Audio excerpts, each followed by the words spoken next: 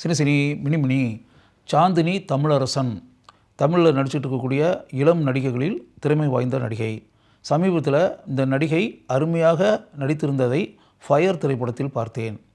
அதில் துர்கா அப்படின்ற கதாபாத்திரத்தில் இயல்பான வெகுளித்தனமான கள்ளம் கபடமற்ற நடிப்பை வெளிப்படுத்தி இருந்தார். அந்த கதாபாத்திரத்துக்கு இந்த பொண்ணு அவ்வளவு ஆப்டாக இருந்துச்சு, பொருத்தமாக இருந்துச்சு. அப்போ நான் நினச்சேன், சதீஷ்குமார் எப்படி இந்த பொண்ணை கண்டுபிடிச்சி இந்த கதாபாத்திரத்துக்கு அமர்த்தினார் அப்படின்ற மாதிரி நினச்சேன். அந்த படத்தினுடைய தயாரிப்பாளர் இயக்குனர் அவர் தானே, JSK. ஆச்சரியமாக இருந்துச்சு. கச்சிதமாக அந்த கதாபாத்திரத்திற்கு அவர் பொருந்தி இருந்தார். இந்த இடத்துல ஒரு விஷயம் என்ன அப்படின்னா, இந்த பொண்ணு கதாநாயகியாக நடித்த சித்து +2 அப்படின்னு இருக்குல்ல, அதான் ஃபஸ்ட்டு ஃபிலிம். அந்த படத்தையே நான் பார்த்துருக்கேன். பாக்யராஜ் சார் டைரக்ட் பண்ணி அவருடைய மகன் சாந்தனு கதாநாயகனாக நடித்த திரைப்படம்.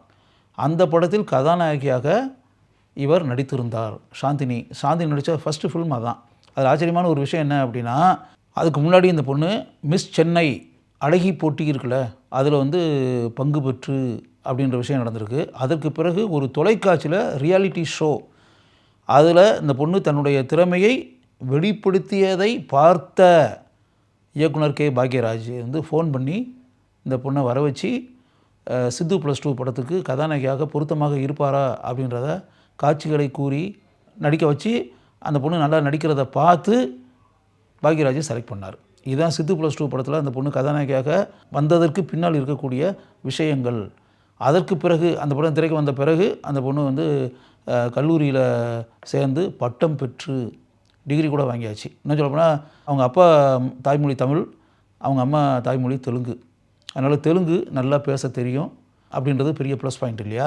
பொம்மை திரைப்படம், அந்த பொம்மை திரைப்படத்தில் பிரியா அப்படின்ற ஒரு கதாபாத்திரத்தில் சாந்தினி எக்ஸ்ட்ரானரியாக நடிச்சிருந்தாங்க.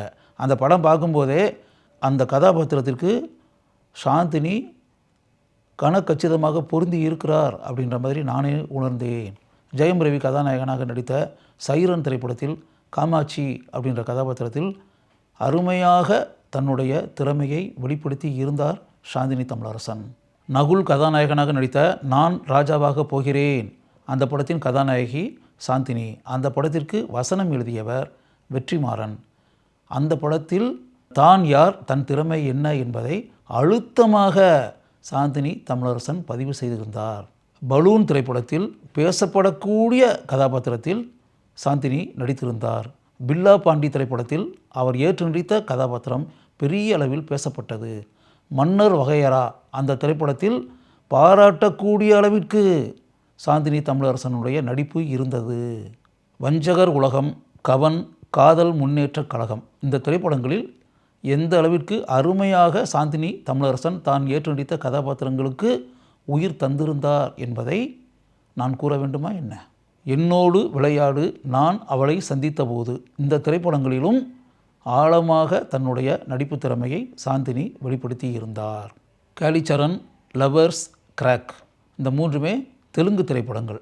இந்த 3 தெலுங்கு திரைப்படங்களிலும் சாந்தினி தமிழரசன் தான் ஏற்று நடித்த கதாபாத்திரங்களுக்கு 100% உயிரூட்டி இருந்தார். இவர் நடித்து சமீபத்தில் திரைக்கு வந்த தமிழ் திரைப்படங்கள் வல்லான், தினசரி சமீபத்தில் திரைக்கு வந்து மக்களுடைய வரவேற்பை பெற்ற திரைப்படங்கள் இவை. இப்போ சாந்தினி தமிழரசன் நடித்த திரைப்படங்கள் என்ன அப்படின்றத அப்படியே வரிசையாக நான் சொல்லிட்டேன். இந்த திரைப்படங்களில் இருந்து அந்த திரைப்படங்களுடைய பெயர்களிலிருந்து நீங்கள் எந்த அளவிற்கு அனுபவங்களை சாந்தினி தமிழரசன் பெற்றிருப்பார் அப்படின்றத நீங்களே உணர முடியும். இதில் குறிப்பிட்டு கூறக்கூடிய ஒரு விஷயம் என்னென்னா, சாந்தினி தமிழரசன் பிறந்தது சென்னையில் நுங்கம்பாக்கத்தில்.